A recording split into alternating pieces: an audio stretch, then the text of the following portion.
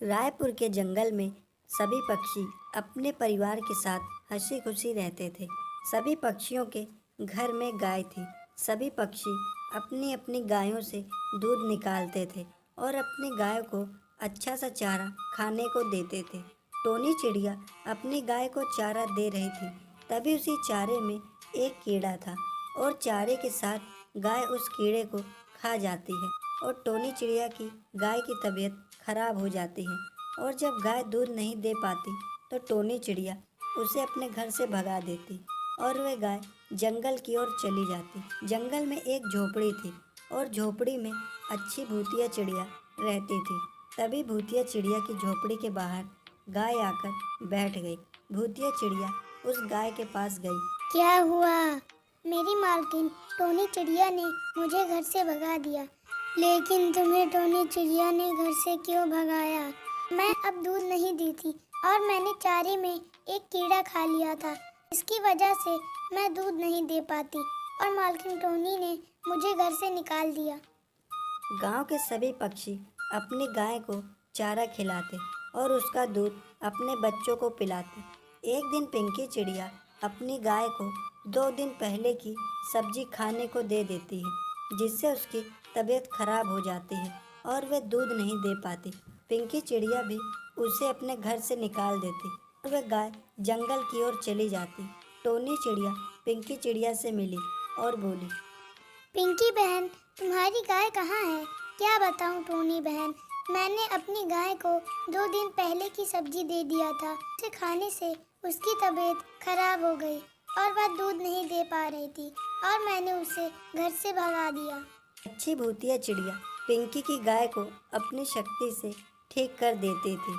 Tony और पिंकी दोनों की गाय भूतिया चिड़िया के पास रहने लगी। टोनी चिड़िया का पति शहर से कमाकर घर आता है और उसने अपनी पत्नी टोनी से पूछा, टोनी, हमारी गाय बाहर नहीं है, कहाँ गई हमारी गाय? टोनी चिड़िया बोली, वो दूध नहीं दे पा रही थी, इसलिए मैंने उसे घर से भगा दिया और वह जंगल की तरफ चली गई। टोनी, तुम्हें पता है उस जंगल में भूतिया चिड़िया रहती है। तभी बंटी कबूतर अपनी पत्नी टोनी से बोला, मैं जा रहा हूँ अपनी गाय को लाने। बंटी कबूतर जंगल में अच्छी चुड़ैल की झोपड़ी के पास जाता है, लेकिन वह चुड़ैल गाय को भेजने से मना कर देती है। बंटी कबूतर वापस वहाँ से चला आता है और अपने गांव के सेठ कड़कनाथ और कालू कौआ को साथ ले जाता है। लोगों ने अपनी गाय को घर से निकाल दिया था क्योंकि वह दूध नहीं दे पा रही थी और मैंने उसको ठीक कर दिया और अब तुम उसको लेने आ गए हो। सेठ बोला, भूतिया चिड़िया, तुम इन लोगों की गाय को दे दो, नहीं तो मैं तुम्हें बाबा को बुलवाकर यहाँ से भगा दूंगा। और वे सभी अपनी अपनी गाय को लेकर वहाँ से चले जाते हैं।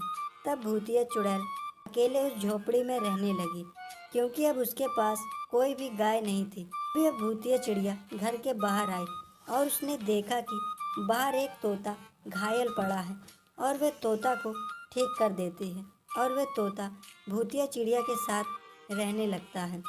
वहीं पास में एक गुफा थी और उसी गुफा में एक बुरी चुड़ैल रहती थी।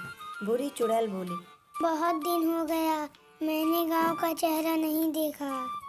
अभी बुरी चुड़ैल के पास पानी था और उसी पानी में गांव में जो हुआ था वह सब उस पानी में देख लेती है और उसे उस अच्छी चुड़ैल का पता चलता है। तब बुरी चुड़ैल उस अच्छी चुड़ैल को सबक सिखाने के लिए एक चाल चलती है। तभी बुरी चुड़ैल गांव में जाती है और सभी के घरों में आग लगा देती है और सभी पक्षी को बांध देती है। तभी अच्छी चुड़ैल वहाँ से आती है और उस भूतिया चिड़िया से बोली, तुम इस गांव वालों को छोड़ दो, इन लोगों ने तुम्हारा क्या बिगाड़ा है? मेरा किसी ने कुछ नहीं बिगाड़ा है, लेकिन मुझे दूसरे को परेशान करना बहुत अच्छा लगता है। मैं तुमसे आखिरी बार कह रही हूँ, तुम इन लोगों को छोड़ दो, नहीं तो मैं तुम्हें मार दूंगी। बुरी चुड़ैल बोली, मैं तुमसे ज्यादा शक्तिशाली हूँ। तभी अच्छी चुड़ैल बुरी चुड़ैल पर हमला करने लगती है और बुरी चुड़ैल ने अच्छी चुड़ैल को गिरा दिया। तभी अच्छी चुड़ैल ने उस बुरी चुड़ैल को वहाँ से भगा दिया और गांव के सभी पक्षी को छुड़ा। तो दोस्तों, ये थी हमारी आज की कहानी।